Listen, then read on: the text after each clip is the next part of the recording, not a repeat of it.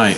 So this is next episode of my story around me in Georgia and Caucasus, and this episode is about me and my family arriving to Tbilisi for good and to stay.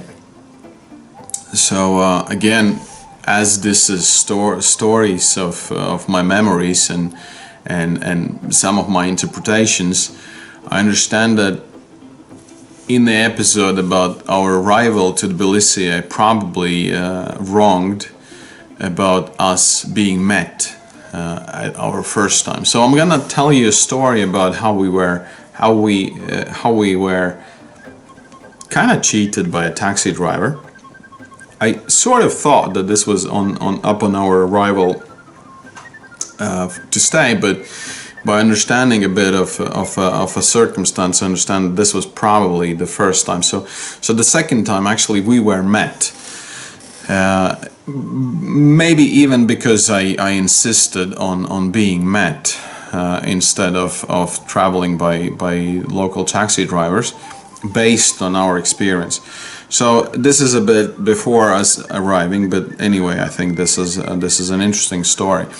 So we arrived into Tbilisi airport, and as I said, there is the situation that you are crowded by taxi drivers, met by taxi drivers, loads of people. Just, I mean, also people who are just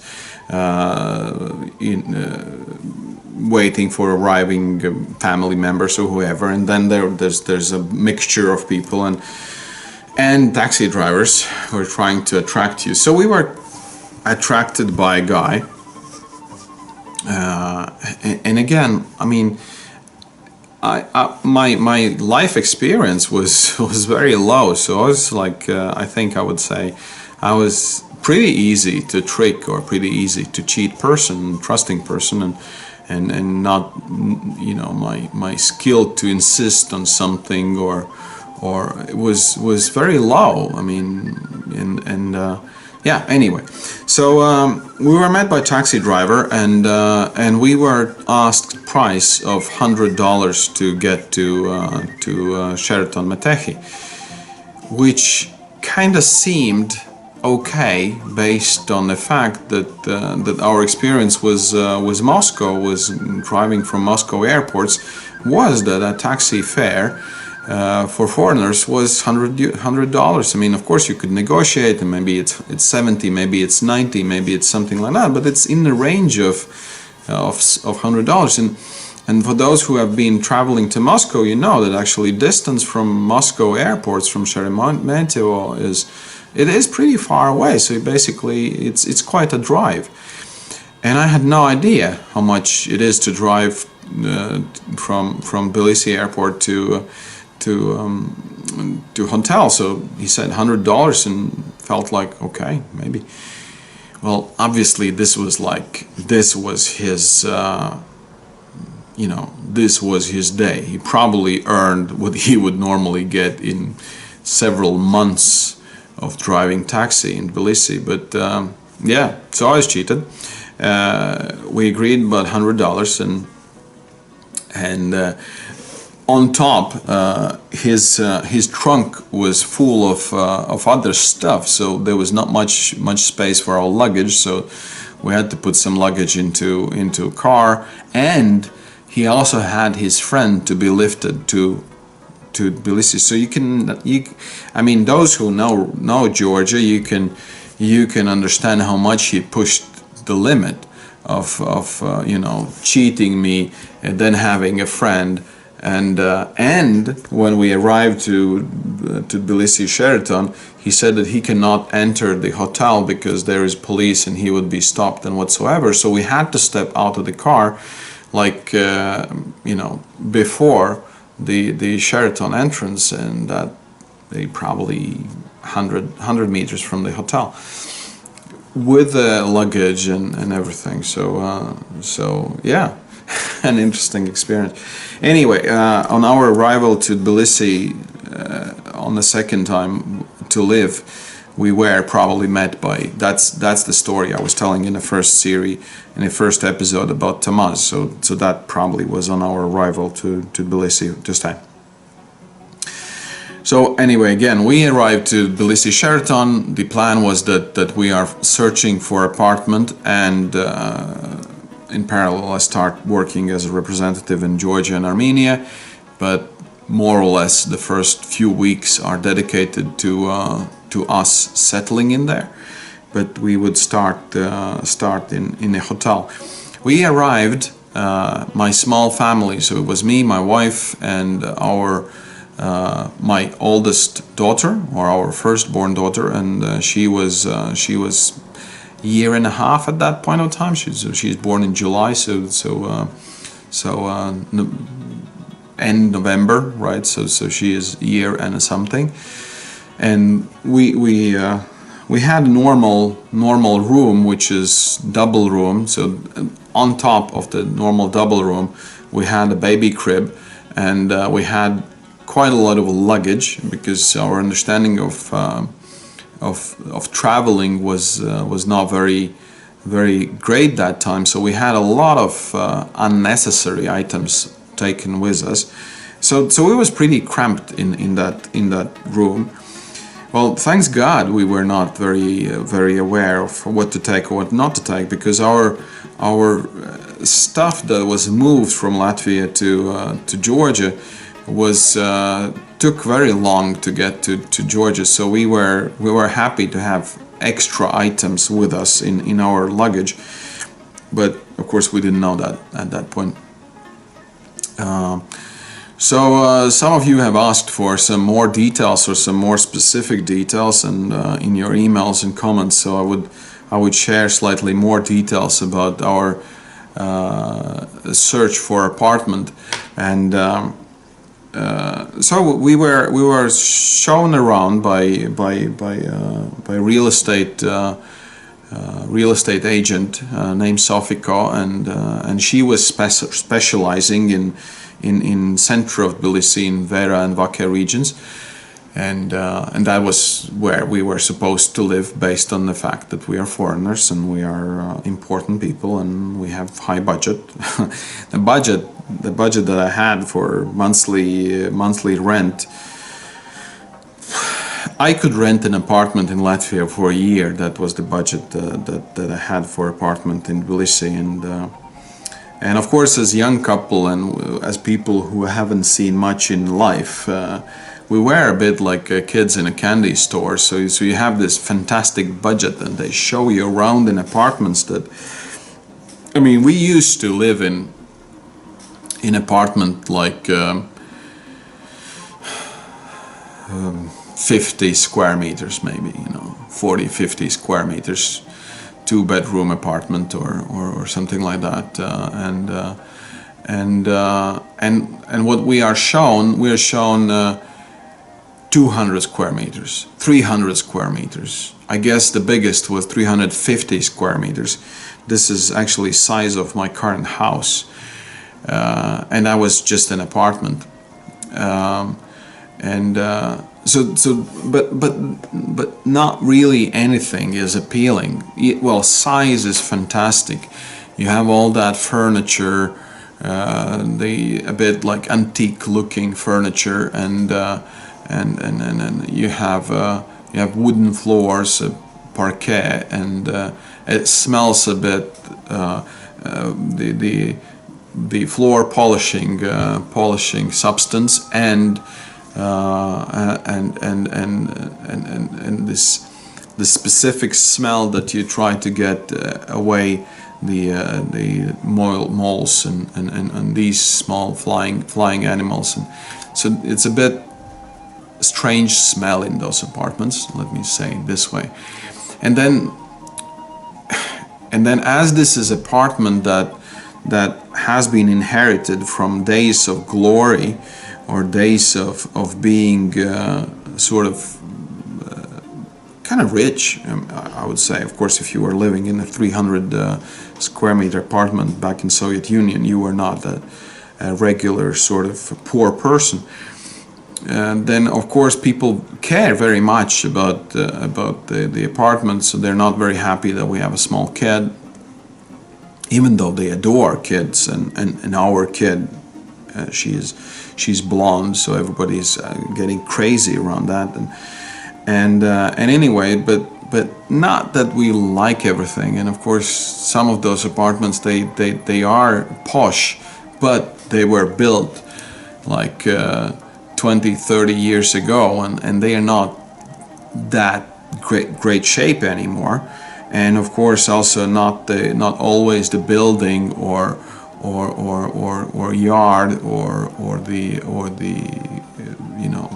the staircase, how you get to the apartment, is in great shape. So all of those apartments have a bit of some kind of a thing, but none of them are really great.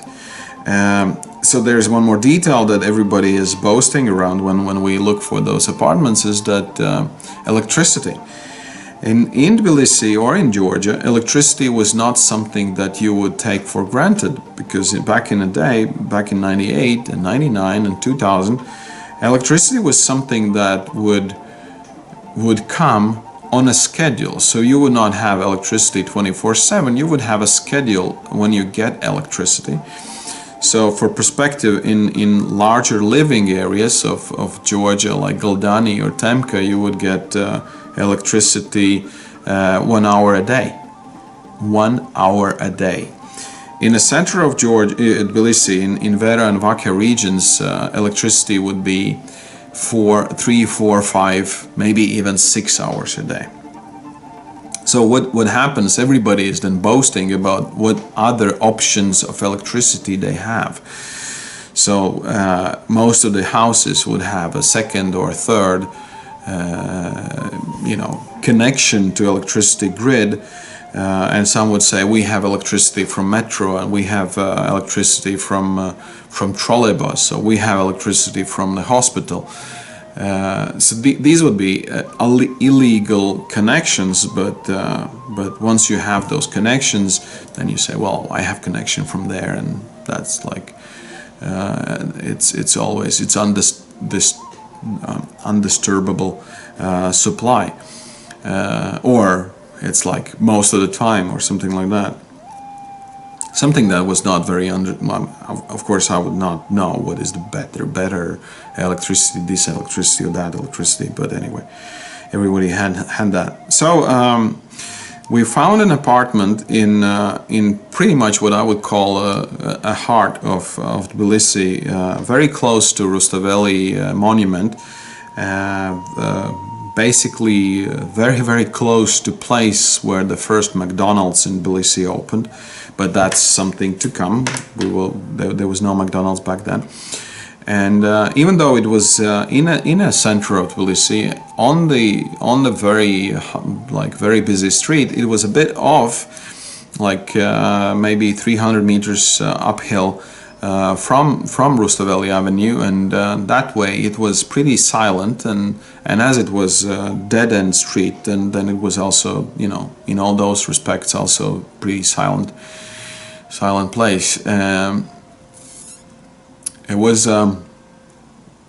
It was an interesting apartment in the sense that there was this middle room which had no windows, or there was a very small window on the top of the room, and there were rooms around it, and it was, I think the full apartment was 220 square meters, but the owner agreed with us that we would not use one of the rooms, and he would put his stuff in that room, and he moved to he was living in Greece, so it was his original apartment, but he was living in Greece.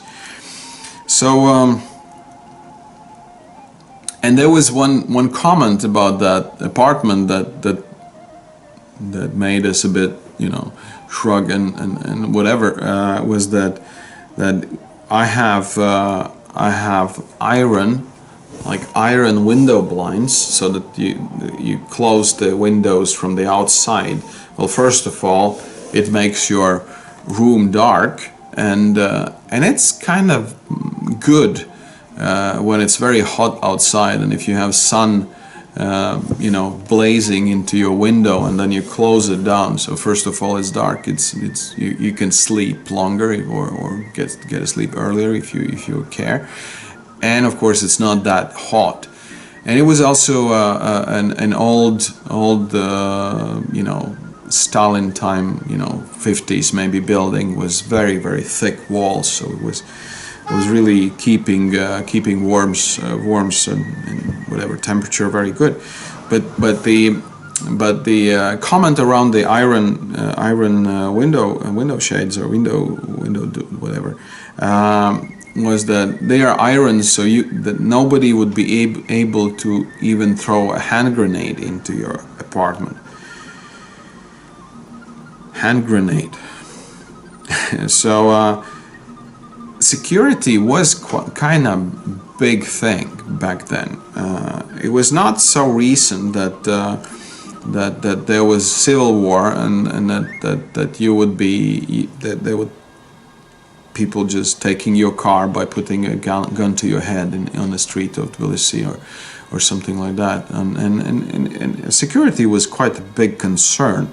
So iron doors and doors that you can open only from inside, that there are some things that are not on both sides, that you can lock them only from inside, and that was a big thing. Anyway, Sosa was our next landlord for a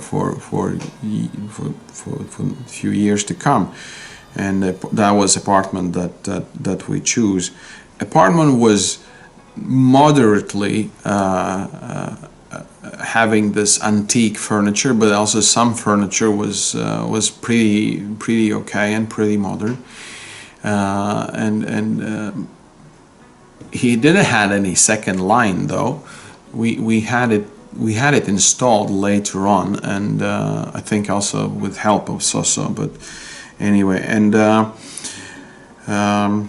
yeah, the one more thing that was not available in Tbilisi, there was no pipe gas. So if you would have gas or gas stove, then you would have a ballon gas. You would have large ballon of gas for cooking. And the same was heating. There was no heating, so everybody would have some kind of a solution for heating. I would probably talk about that in some later episode.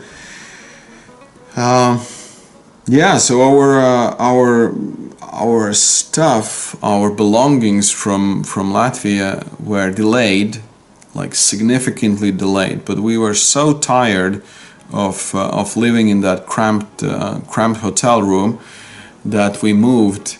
I think after 12 days in a hotel, we moved to apartment, even though we had like not much to sleep on or blankets or whatsoever. So there is a story about how we got that stuff, and so in the next episode I'm gonna tell you more about a very important person for part of Georgian history, and a person that has done good and bad, but who at that point was just a lawyer and was arranging my apartment contract. And in episodes to come, I'm gonna tell you how I was received and how it looked when I entered my first sort of business day and to be an office for my stay in Georgia. So it was it was pleasures for me to go back to those memories, and hopefully you found it also interesting. Probably not very practical, because things have changed over those 22 years of time. So see you in next episodes. As I said, next one is mainly dedicated to me entering the office on my first arrival day. So thank you very much for watching, and if you watched, I would really appreciate if you subscribe for the channel and push like for the video. Thank you very much. Bye bye.